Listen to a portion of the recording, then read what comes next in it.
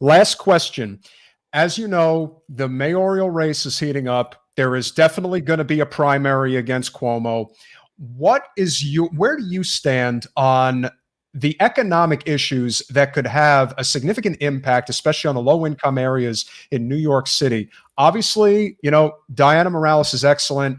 Andrew Yang has obviously championed universal basic income. What are your thoughts on issues like UBI and modern monetary theory in regards to, if you've read The Deficit Myth by Stephanie Kelton, excellent book, highly recommend it. And the idea that we do have the money to make life better for the average citizen. So I am curious as to what your thoughts are in what could be the most impactful on New York City, whether it is at the state or federal level.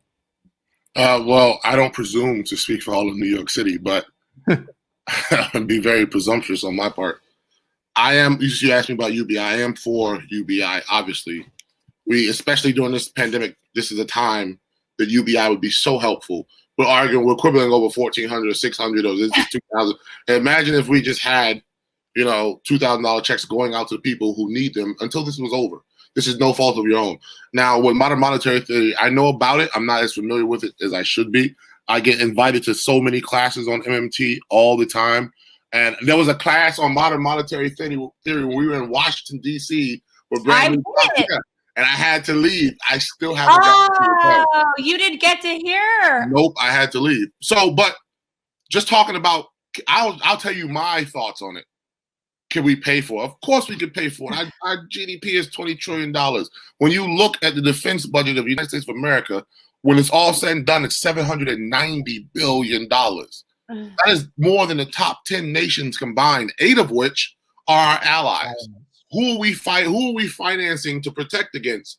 The only 2 countries that could possibly think about attacking us are Russia and China. Russia wants to sell their oil to all of our allies. They would never attack us. Their economy would collapse. China is predicated on selling their goods to America. They would never, and the rest of our allies, they would never attack us. Their economy would collapse. So what the hell are we spending this money on? So there's more than enough money out there to afford these programs, which we are talking about. Single-payer healthcare right now in this country would save us $30 trillion, $3 trillion over 10 years. That's on the low end. That's on the low, yes, exactly. Yeah, that's a conservative estimate. So imagine $3 trillion over the next 10 years, because we're already paying for people who don't have this health insurance when you go to the hospital.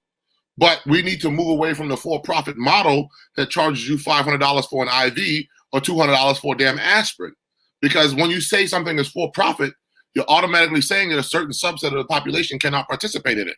And when it's something as important as healthcare, education, or housing, or food, that's wrong.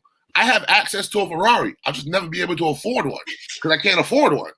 So that's a for-profit model. We need to move away from that. So the money is there. If you can find $3 trillion over the next 10 years by moving us from one system to the next, the money is there. If we can find hundreds of billions of dollars by cutting this crazy-ass defense budget, the money is there. If we can find hundreds of billions of dollars by cutting these for-profit prisons and legalizing marijuana and taxing it like every damn thing else, it's $1 billion industry. The money is there. But who controls the people who allocate the money? That's where we have to look.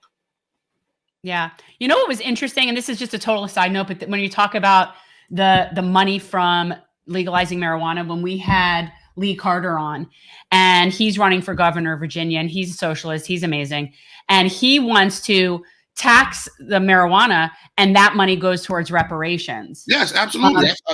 I said that last cycle.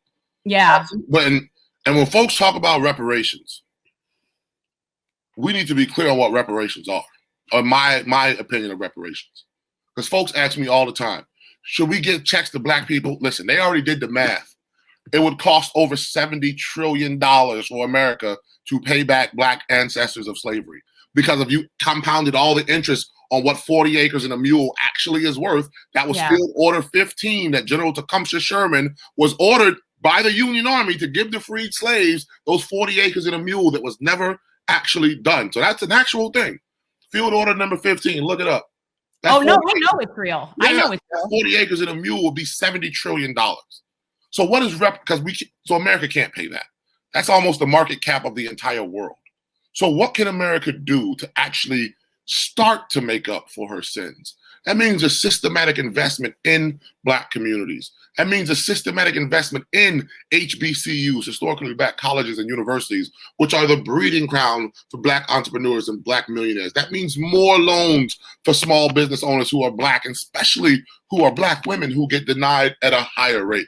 That means re-enfranchising felons so they can participate in our democracy. That means legalizing marijuana and using the proceeds of marijuana to fund these damn things that I'm talking about and letting these people out of jail who have nonviolent drug offenses. That means America has to have actual skin in the game in her Black community so far as we are concerned. Because for 400 years, America has buttressed her white community while disenfranchising her Black community. And not just her Black community, her brown community, her Latino community, her Hispanic community, her Asian community, anybody who wasn't a rich white land-owning male. We just happen to be the largest group after our indigenous brothers and sisters who got wiped out when the colonists first got here. So America, that's what reparations is to me. It's not just giving me a check. Because that's not going to do anything if I don't know what to do with the damn check. And I already told you the math. America can't afford to pay us that much back, but America can afford right now to start making up for those wrongs, the redlining and all the other stuff, and the crime bill. Oh, I didn't vote for Joe Biden in the first place, that she has done in the past. I know. And I just have to put my disclaimer. Yes, I voted for Joe, and I am the only, and not proud of it, but the only thing I feel comfortable with is that I feel like I at least was in support of the DACA kids, and that there were people whose lives were immediately affected. I mean, I was just harm reduction, but I really am not happy with that choice. Yeah, no, listen, if you voted for him or not voted, I get it. Trust me. It wasn't a good choice. Like it was. That's why I said the lesser of two evils is still evil. It's still evil. And just so everybody, folks need to go out there and watch this documentary. I forgot what it's called. It just came out. I think it's called Crack or something. It's on Netflix. I watched it. Yes. It's called Crack, and it's on Netflix, and it was amazing.